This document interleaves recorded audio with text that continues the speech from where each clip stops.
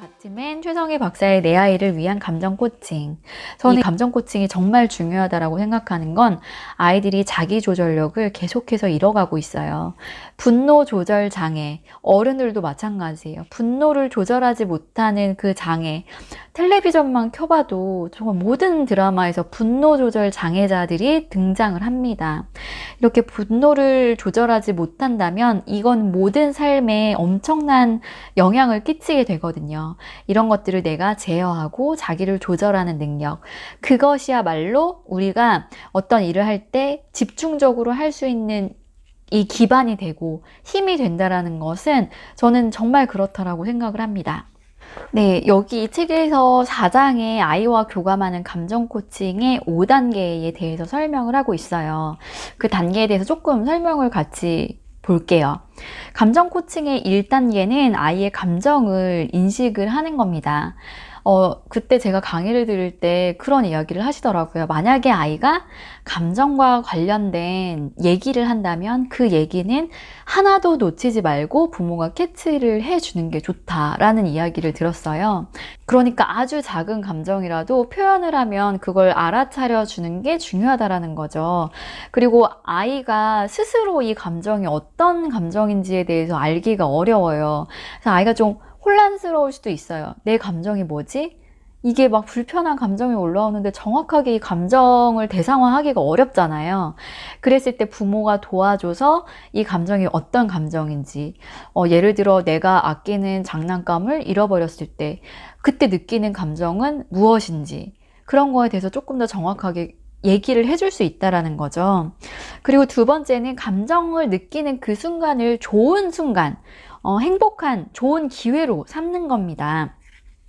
아이가 뒤집어지고 너무 슬퍼하거나 막 감정이 폭발했을 때 그때를 잘 포착을 해서 이 순간을 감정 코칭의 기회로 삼을 수 있어야 된다라는 말을 하고 있습니다. 3단계는 아이의 감정에 대해서 공감하고 경청하는 자세예요. 왜 우리 뭐뭐 했구나 이런 얘기 많이 하죠. 그런데 여기서 가장 중요한 건 진정성을 담아서 엄마의 말하는 스타일대로 아이에게 공감을 해주는 겁니다. 무조건 그랬구나 이렇게 하면 사실 우리가 들어도 되게 약간 좀 뻔하게 진정성이 안 느껴지죠. 그랬구나, 힘들었구나 이렇게 얘기를 하거든요. 그럼 진정성이 정말 1도 안 느껴지잖아요. 그럼 더 짜증이 나고 더 화가 나죠. 정말 진정성을 담아서 아이의 감정에 공감을 해주는 겁니다. 그리고 왜라고 질문을 하지 말라고 해요. 왜라고 질문을 하는 건 변호사의 질문 화법이다. 그게 아니라 무엇 때문에 어떤 일로 그랬니? 라고 이야기를 하는 게 훨씬 더 부드럽고 좋다고 합니다. 그리고 어떻게 했으면 좋겠어? 라고 스스로 해결책을 찾아 나갈 수 있도록 인도해 주는 것도 중요하다고 하네요. 그리고 여기서 미러링이라는 게 정말 중요하게 등장을 하거든요. 아이가 어떤 감정을 표현을 했을 때 그거에 대해서 있는 그대로 미러링 해주는 게 중요하다고 해요. 감정 코칭의 4단계는요. 아이가 감정을 자기의 입으로 표현할 수 있도록 도와주는 거예요. 그러니까 감정에 이름을 붙여주는 거죠. 왜 정말 여러 가지 감정이 있지만 사실 어른인 우리도 이 감정이 뭔지, 이게 왜 이렇게 나를 불편하게 하는 이 감정의 실체를 모를 때가 너무 많아요. 애들은 더 그렇겠죠. 내가 지금 마음이 너무 불편한데 왜 이렇게 기분이 나쁜지 그 감정을 알기 어렵습니다. 이 감정에는 부정적이고 긍정적이고 이렇게 나눌 수 있는 게 아니거든요. 감정은 모든 게 다 수용되어야 되는 건데 그 모든 감정의 이름표를 통해서 내가 느끼는 감정이 어떤 감정의 바구니에 속하는 것인지 그것에 대해서 조금 더 자세하게 알면은 좋다는 거예요. 내가 정말 애정을 가지고 키우던 애완동물이 있었어요. 이 애완동물이 죽었어요. 죽어서 아이가 너무 슬퍼요. 슬픈데 그냥 단순히 이거를 슬픔이라고 표현을 할 수도 있지만 어떤 내가 사랑하는 무언가를 상실함으로써 느끼게 되는 상실감이거든요. 너가 좋아하는 이 애완동물이 죽어서 너가 지금 느끼고 있는 건 상실감이야. 너는 지금 소중한 것을 잃어서 상실감을 느끼고 있어. 이렇게 이름표를 달아줄 수 있다라는 겁니다. 물론 연령에 따라서 조금 더 쉬운 이름표를 달아야 할 수도 있겠지만요.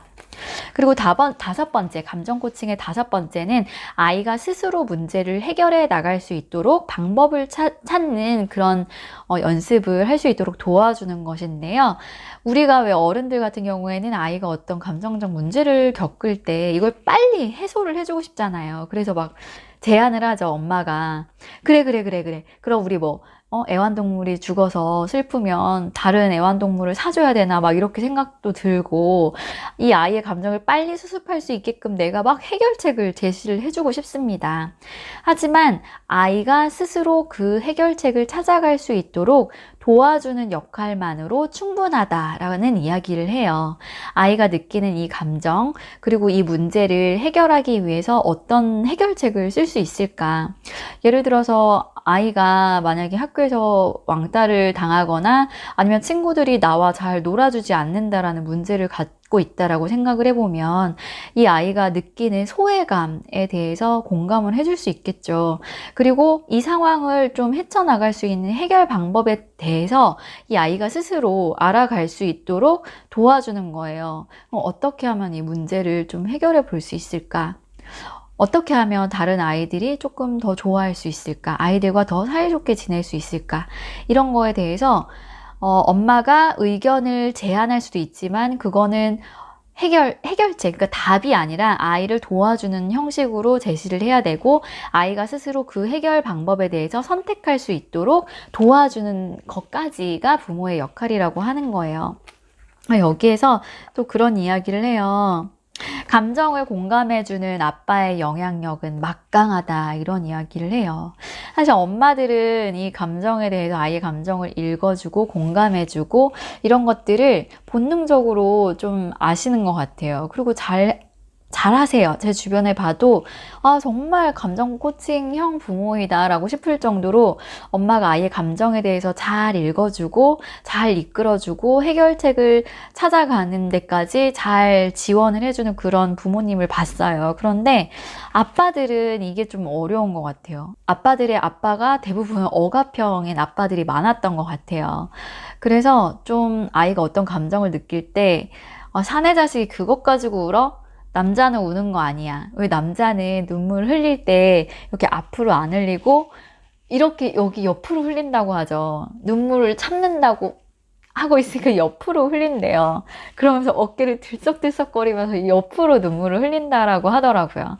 그렇게 감정이 억압되어 있다라는 거죠. 그런데 이 아빠가 감정을 공감해주고 읽어주면 그 효과가 엄청나게 크다라고 합니다. 이 책의 135페이지에 보면 아빠가 감정을 읽어주는 것은 엄마가 읽어주는 것보다 아이에게 강력한 영향을 미칩니다. 아빠의 관심 한마디, 격려 한마디는 아이에게 큰 힘이 됩니다.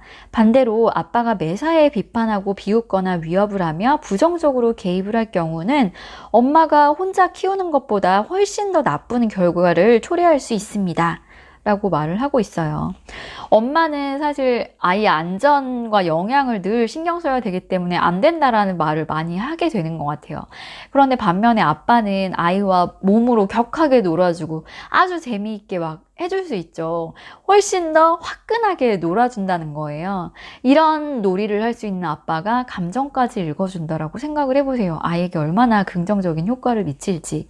반대로 아빠가 늘 부정적으로 개입하고 안 된다라고 하고 비판하거나 아이가 울고 있는데 그 감정에 대해서 비웃거나 혹은 위협을 가한다면 엄마 혼자 키우는 게 차라리 낫다라는 이야기를 여기에서 하고 있습니다. 감정을 공감해주는 아빠의 영향력은 정말로 막강하고 또 아빠 역시 감정 코칭을 할 자질이 충분하다라는 이야기를 하고 있네요. 이 감정 코칭이 중요한 거는요. 이 부모님께서 만약에 아이에게 이런 감정 코칭을 해주시잖아요.